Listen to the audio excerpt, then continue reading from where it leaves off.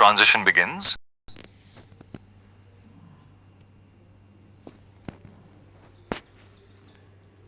जैसे ही हम टाइम में आगे बढ़ते हैं, लगभग 10,000 से 6,000 BCE के बीच एक नया फेज शुरू होता है और धीरे धीरे आइस एज खत्म होने लगता है। इसके साथ ही ह्यूमन लाइफ में काफी ट्रांसफॉर्मेटिव चेंजेस आते हैं। लेकिन आइस एज क्या था?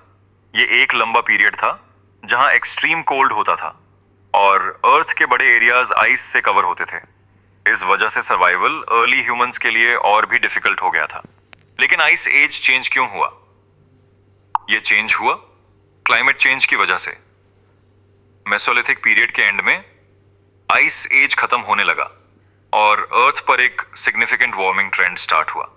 इसका रिजल्ट ये हुआ कि ग्रासलैंड्स और लश फॉरेस्ट्स का वाइड स्प्रेड डेवलपमेंट हुआ।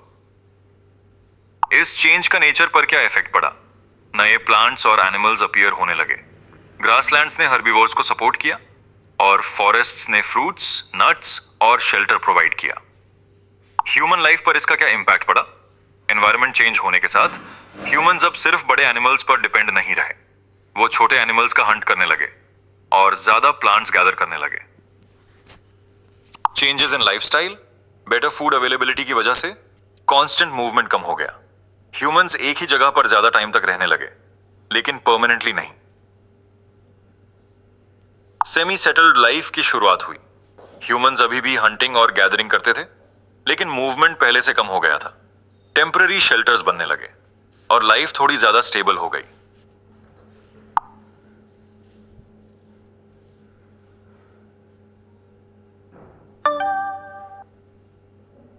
मेसोलिथिक का मीनिंग क्या है? मेसोलिथिक वर्ड ग्रीक टर्म से आया है। मेसोस जिसका मतलब होता है मिडिल और लिथोस जिसका मतलब होता है स्टोन। इसलिए मेसोलिथिक का मीनिंग होता है मिडिल स्टोन एज। चलो पेलियोलिथिक और मेसोलिथिक के बीच डिफरेंस समझते हैं। पहला पेलियोलिथिक एज यानी ओल्ड स्टोन एज, जहां टूल्स काफी क्रूड थे और क्लाइमेट भी हार्श था। दूसरा मेसोलिथिक एज यानी मिडिल स्टोन एज, जहां टूल्स बेटर हो गए और ग्रासलैंड्स का डेवलपमेंट होने लगा।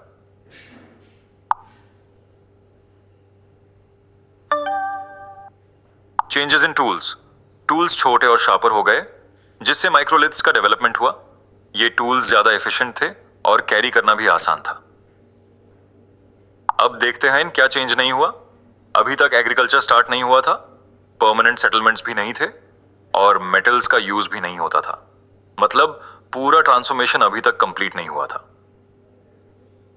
Understanding the transition, Mesolithic as एक ब्रिज फेज था जो पेलियोलिथिक के सर्वाइवल वाले एरा और नियोलिथिक के सेटल्ड लाइफ के बीच आता है।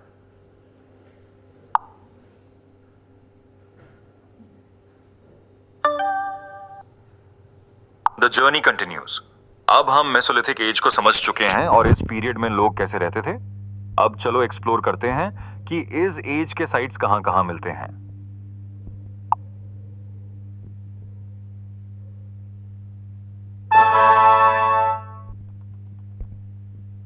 Human chain,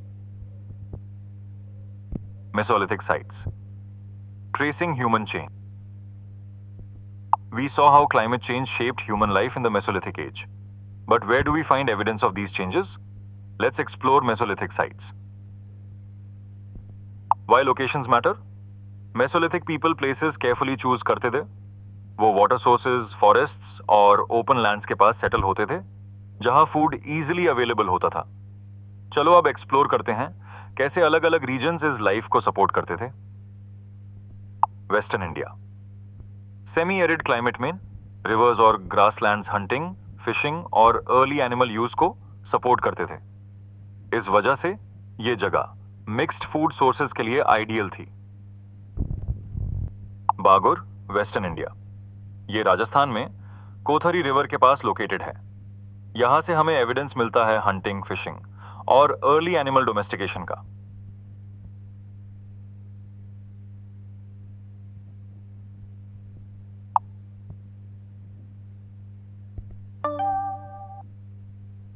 Langhnaj, western India, ये गुजरात में लोकेटेड है, जहां से ह्यूमन स्केलेटन्स मिले हैं, जो हमें एविडेंस देते हैं एडेप्टेशन का सेमी एरिड कंडीशंस में।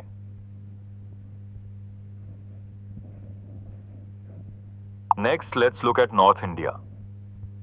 इस रीजन में रिवर प्लेन्स और वेटलैंड्स थे जो वाटर, फिश और प्लांट रिसोर्सेज प्रोवाइड करते थे, जिससे एक सेमी सेटल्ड लाइफ पॉसिबल हुई। सराय नाहर राय, नॉर्थ इंडिया। ये उत्तर प्रदेश में गंगा प्लेन्स के पास लोकेटेड है, जहां रिवर सिस्टम्स ने वाटर और फूड प्रोवाइड किया। यहां मिलने वाले बरियल्स और human remains early social practices को दिखाते हैं।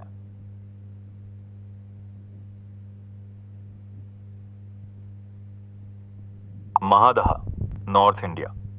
यह भी उत्तर प्रदेश में लोकेटेड है, सराय नाहर राई के पास। यहां भी सिमिलर कंडीशंस ने सेटलमेंट को सपोर्ट किया। यहां मल्टीपल बैरियर्स मिले हैं जो कम्युनिटी लाइफ और शेयर्ड रिचुअल्स को दिखाते हैं। बेलन वैली, ईस्टर्न उत्तर प्रदेश। ये एक रिवर वैली रीजन है जो अर्ली फार्मिंग ट्रांजिशन को दिखाता है। इसके कुछ इंपॉर्टेंट साइट्स हैं। चोपानी मांडो, जहां सेमी सेटल्ड लाइफ मिलती है। कोलधिवा, जहां अर्ली राइस कल्टीवेशन का एविडेंस मिलता है। महागरा, जहां एनिमल डोमेस्टिकेशन का एविडेंस मिलता है।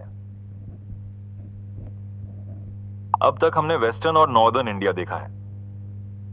अब चलो देखते हैं सेंट्रल इंडिया को, जहां रॉकी लैंडस्केप्स और फॉरेस्ट्स शेल्टर और फूड सोर्सेज प्रोवाइड करते थे। Adamgarh, central India. ये मध्य प्रदेश में नर्मदा रीजन के पास लोकेटेड है, जहां रॉक शेल्टर्स मिले हैं टूल्स और पेंटिंग्स के साथ।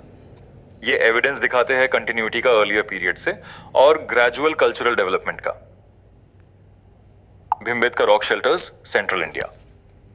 जैसे हमने पेलियोलिथिक साइट्स लेसन में पढ़ा था, भिमबेटका मध्य प्रदेश में लोकेटेड है, जहां रॉक शेल्टर्स मिलते हैं हंटिंग और डेली लाइफ के पेंटिंग्स के साथ। ये साइट अर्ली कल्चरल एक्सप्रेशन को दिखाती है और इसका यूज पेलियोलिथिक से लेकर नियोलिथिक पीरियड तक होता रहा। Tools and life at these sites. यहां माइक्रोलिथ्स यानी छोटे स्टोन टूल्स, बरियल्स और पेंटिंग्स मिलते हैं जो हमें दिखाते हैं बेटर टूल्स और developing social life. Why these sites matter? ये साइट्स हमें दिखाती है क्लाइमेट चेंज के साथ अडेप्टेशन, डाइवर्स फूड सोर्सेज का यूज और सोशल ऑर्गेनाइजेशन की शुरुआत।